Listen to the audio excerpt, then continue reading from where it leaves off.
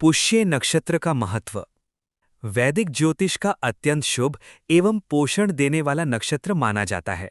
यह कर्क राशि में 3 डिग्री 20 मिनट से 16 डिग्री 40 मिनट तक विस्तृत होता है। 108 नवांश विभाजन के अनुसार यह 29वें से 32वें नवांश के अंतर्गत आता है। इसके 4 पाद इस प्रकार हैं। प्रथम पाद 3 डिग्री 20 मिनट से 6 डिग्री 40 मिनट सेह नवांश। द्वितीय पाद 6 डिग्री 40 मिनट से 10 डिग्री 00 कन्या नवांश। तृतीय पाद 10 डिग्री 00 से 13 डिग्री 20 तुला नवांश। चतुर्थ पाद 13 डिग्री 20 से 16 डिग्री 40 वृश्चिक नवांश। इसके अधिपति देवता बृहस्पति हैं तथा नक्षत्र स्वामी शनि हैं, जिससे इसमें वृद्धि, स्थिरता और धर्म का अद्भुत समन्वय देखने को मिलता है। शास्त्रों में पुष्य के फल का विशेष वर्णन किया गया है। सर्वेषु नक्षत्रेषु पुष्यः श्रेष्ठतमः स्मृतः, अर्थात सभी नक्षत्रों में पुष्य को सबसे श्रेष्ठ और शुभ माना गया है।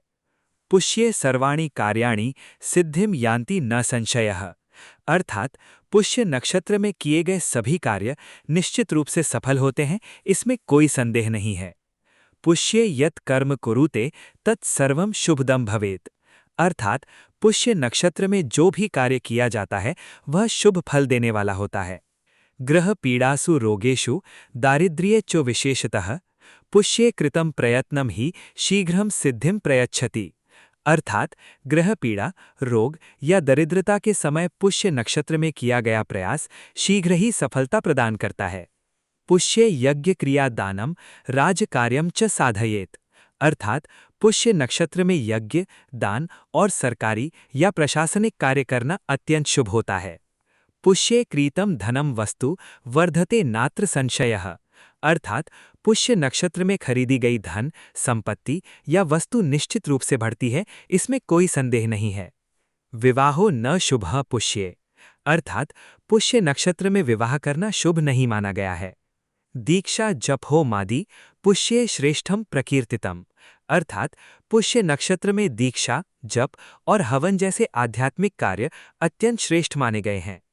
निष्कर्ष। इन शास्त्रीय श्लोकों से स्पष्ट होता है कि पुष्य नक्षत्र जीवन में वृद्धि और पोषण प्रदान करता है, स्थिरता और सुरक्षा देता है, धार्मिक और आध्यात्मिक उन्नति का मार्ग खोलता है। परंतु यह नक्षत्र विवाह जैसे भोग संबंधी कार्यों के लिए उपयुक्त नहीं माना गया है। सार रूप में, पुष्य नक्षत्र वह समय है जो जीवन में स्थायी सफलता, संरक्षण और समृद्धि प्रदान करता है। महाभारत के आदि पर्व के वैवाहिक पर्व में एक महत्वपूर्ण प्रसंग आता है, जहां महर्षि व्यास युधिष्ठिर को संकेत देते हैं कि जब चंद्रमा पुष्य नक्षत्र में गोचर कर रहा हो, तब वह समय शुभ, समर्थकारी और कल्याणकारी होता है। यहाँ शुभता का अर्थ केवल सामान्य मंगल नहीं, बल्कि ऐसा समय है जो निर्णयों को स्थिरता प्रदान करता है और उन्हें दीर्घकालिक सफलता की ओर ले जाता है। पुष्य का स्वभाव पोषण, संरक्षण और संरचना से जुड़ा हुआ है, इसलिए इसमें किए गए कार्य समय के साथ मजबूत होते जाते हैं और उनका प्रभाव स्थायी रहता है। इसी सिद्धांत का एक रोचक प्रतिबिंब भारत की स्वतंत्रता के संदर्भ में भी देखा जाता है।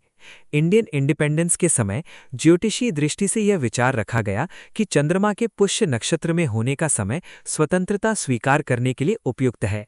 यह चयन केवल उत्सव या तात्कालिक शुभता के लिए नहीं था, बल्कि एक ऐसे राष्ट्र के निर्माण के लिए था जिसे स्थिरता, संरक्षण और दीर्घकालिक विकास की आवश्यकता थी। पुष्य नक्षत्र का यही स्वभाव है कि वह आरंभ किए गए कार्य को पोषण देकर उसे समय के साथ स्थायी रूप से स्थापित करता है। इस प्रकार महाभारत के संकेत और ऐतिहासिक संदर्भ मिलकर यह स्पष्ट करते हैं कि पुष्य नक्षत्र केवल शुभ नहीं, बल्कि स्थायित्व प्रदान करने वाला शुभ है। इसमें लिया गया कोई भी निर्णय समय की कसौटी पर खरा उतरने की क्षमता रखता है, क्योंकि यह नक्षत्र कार्यों को पोषण, संरक्षण और निरंतर वृद्धि प्रदान करता है। अतः पुष्य नक्षत्र को सही अर्थों में ऐसा काल माना जाना चाहिए जो जीवन में स्थायी सफलता, संतुलन और दीर्घकालिक समृद्धि की नींव रखता है। पुष्य नक्षत्र के समग्र स्वभाव को देखते हुए यह स्पष्ट होता है कि यह पोषण, स्थिरता और दीर्घकालिक विकास देने वाला समय है। इसलिए इस अवधि में वे कार्य करना सबसे उपयुक्त माना जाता है जिनका उद्देश्य लंबे समय तक टिकना और बढ़ना हो। इस समय धन और संपत्ति से जुड़े कार्य जैसे निवेश, सोना या संपत्ति खरीदना, व्यापार की शुरुआत या विस्तार करना अत्यंत शुभ होता है, क्योंकि पुष्य में किया गया कार्य धीरे धीरे बढ़ता और स्थिर होता है।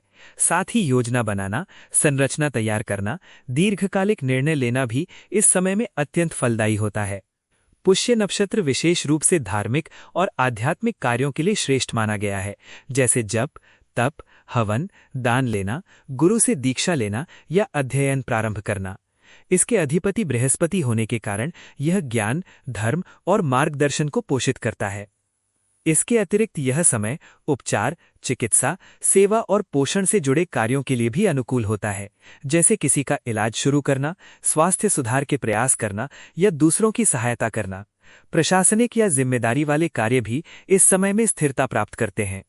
हालांकि इस नक्षत्र में विवाह या भोग विलास से जुड़े कार्यों से सामान्यतः परहेज किया जाता है, क्योंकि इसका स्वभाव आनंद के बजाय कर्तव्य, अनुशासन और दीर्घकालिक निर्माण पर केंद्रित होता है।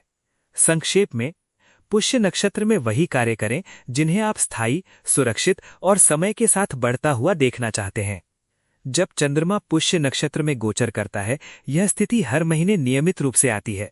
चंद्रमा लगभग 27.3 दिनों में पूरे राशि चक्र की परिक्रमा करता है और प्रत्येक नक्षत्र में लगभग 20 से 24 घंटे तक रहता है।